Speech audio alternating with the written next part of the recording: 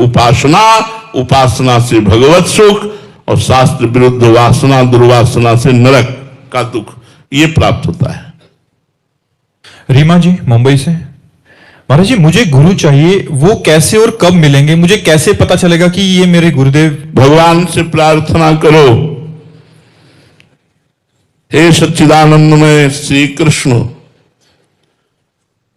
आप मेरे सदगुरु हैं, पर प्रगट में गुरुदेव के रूप की आवश्यकता है, तो आप जहां मेरे गुरुदेव के रूप में हो वहां मुझे ले चलिए, या आप स्वयं आकर मुझे स्वीकार कर लीजिए।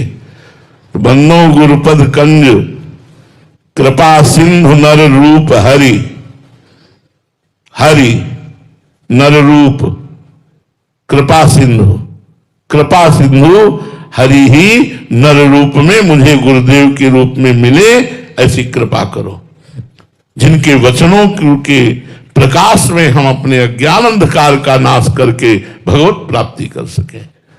बन्नो गुरुपद कंज कृपा सिंधु नर रूप हरि, महामोह तम पुंज जासु बचन रवि कर निकर। ये भगवान से प्रार्थना करो, वही सदगुरु हैं, वही सदगुरु रूप से मिलते हैं, दूसरा कोई नहीं। जो सदगुरु को भगवान नहीं मानता उसकी कभी कल्याण नहीं होने वाला, कभी आध्यात्मिक उन्नति नहीं होती। गुरु साक्षात परब्रह्म तस्मै श्री गुरुवे नमः। सुरुचि सिंह जी ऋषिकेश से, राधे राधे महाराज जी। महाराज जी भगवान शंकराचार्य जी ने प्रश्नोत्तरी में शत्रु कौन है जो मित्र सा लगता है के उत्तर में कहा है पुत्र आदि। महाराज जी इसमें क्या रहस्य? मित्र सा लगता है परंतु शत्रु है, इससे तात्पर्य? देखो, भगवत प्राप्ति जब करनी होती है तो सर्वतो मनुष्यो असंगमादौ,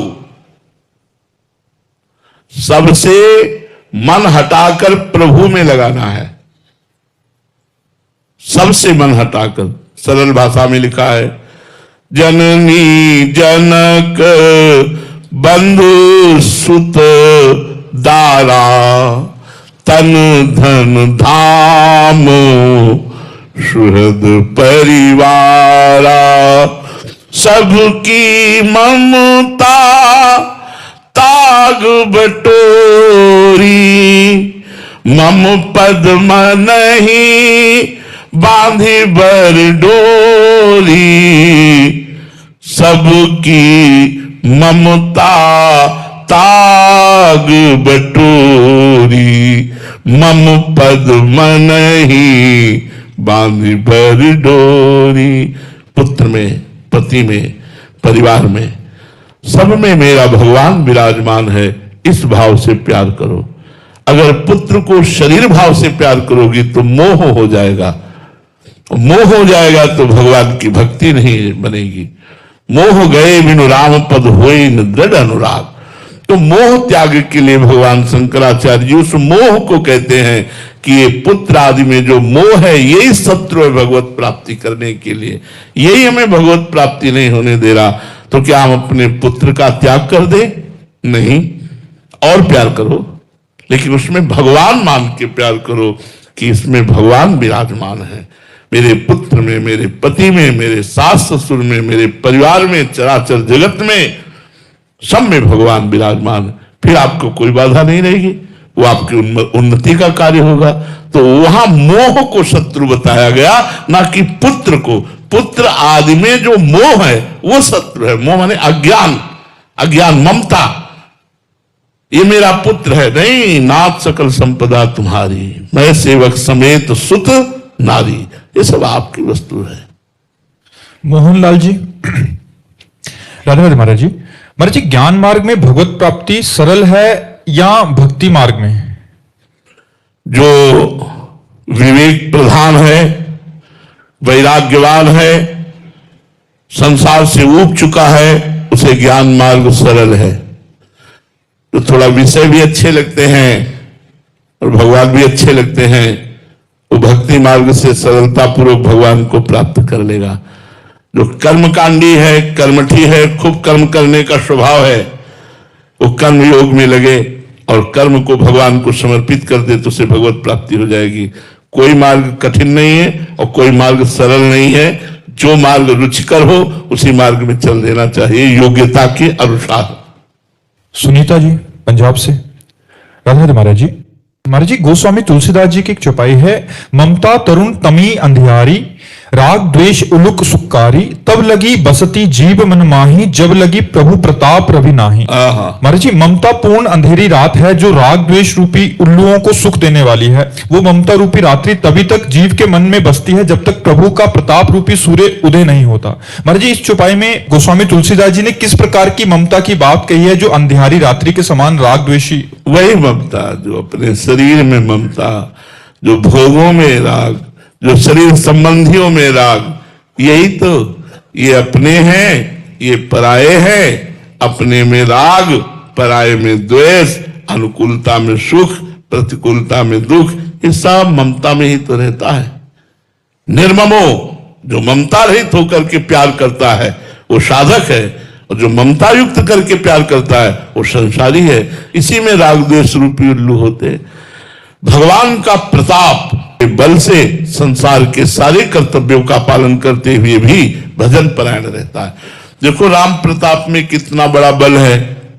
जब बार बार मनुष्य नर नर करके रावण बात करता भगवान के लिए, तो अंगद को आवेश आ गया और कहा, जिसे तुम बार बार मनुष्य कहते हो, उन भगवान के बल से मैं कहता हूं कि मैं उनका एक छोटा सा दास हूं।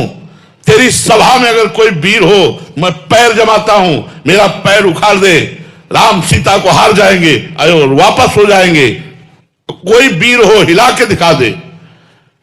जानते थे कि 20 बार कैलाश उठा चुका है रावण। मेघनाथ जैसे कोई पक्षी को बंदी बना के लावे, ऐसे देवराज इंद्र को बंदी बना के डाल दिया था रावण के सामने, इसीलिए उसका नाम इंद्रजीत हुआ। नराम तक देवान तक ऐसे असुर बैठे हुए थे जो हिला दे पृथ्वी को अकेले। उनके बीच में भगवान के प्रताप का परिचय प्राप्त करने वाले अंगद ने चमत्कार प्रकट कर दिया। एक एक वीर क्या 10-10 हजार वीर एक साथ लगे, लेकिन हिला भी नहीं अंगद का चरण। राम प्रताप सुमिर पन रोपा। तो जिसके हृदय में भगवान का प्रताप जागृत हो गया, वहां राग द्वेष, अनुकूलता प्रतिकूलता, सुख दुख, जय पराजय, ये सब भाग जाते। द्वंद्व परमानंद रहता है, द्वंद्व नहीं रहता, परमानंद रहता है। डॉक्टर विवेक तांगड़ी जी लखनऊ से। राधे राधे महाराज जी। महाराज जी, समाज की सेवा करते करते परिस्थितियों को, बाहरी जगत को देखते देखते बहुत वैराग्य आता है। सिर्फ श्री हनुमान जी की सेवा और एकांतवास का मन होता है, परंतु आश्रम, गुरुकुल और मठ, इन सब में समय न देने से व्यवस्थाएं बिगड़ती हैं। तो प्रश्न महाराज जी मन में आता है कि प्रभु की भक्ति और सेवा महत्वपूर्ण है या फिर इन व्यवस्थाओं की? उससे भगवान का स्मरण करते हुए सेवाएं करना ही चाहिए, लेकिन प्रभु आज्ञा जही का जस आई, सोते भांति रहे सुख लाई। प्रभु जैसी आज्ञा करते हैं वैसे दास को जीवन निर्वाह करना पड़ता है। ईमानदारी से कह रहे हैं, सत्य कह रहे हैं। मन बार बार भागता है, एकांत रहो एकांत रहो एकांत। पर हम 4 बजे से लगे हैं दिनचर्या में, अपनी दिनचर्या पहले कर चुके, अब दिनचर्या में लगे हैं। अब ये प्रभु के द्वारा दी हुई दिनचर्या है, हम चाहते हुए भी नहीं छोड़ सकते, हमको जबरदस्ती करना पड़ेगा। तो प्रभु आज्ञा जही का जस आई, सोते भांति रहे सुख लाई। इसलिए नाम जप करो, भगवत चिंतन करो, और जो मठ है, हनुमान जी की सेवा है, वो सब भगवान का भजन ही है। हाँ, आप दास बने रहो, स्वामी मत बनना। मान प्राप्ति की इच्छा का त्याग, धन प्राप्ति की इच्छा का त्याग, जो कुछ स्वाभाविक आ जाए भगवान की इच्छा से, उसी से मठ मंदिर का सेवन करो और नाम जप करो। ये भी भगवान की सेवा है।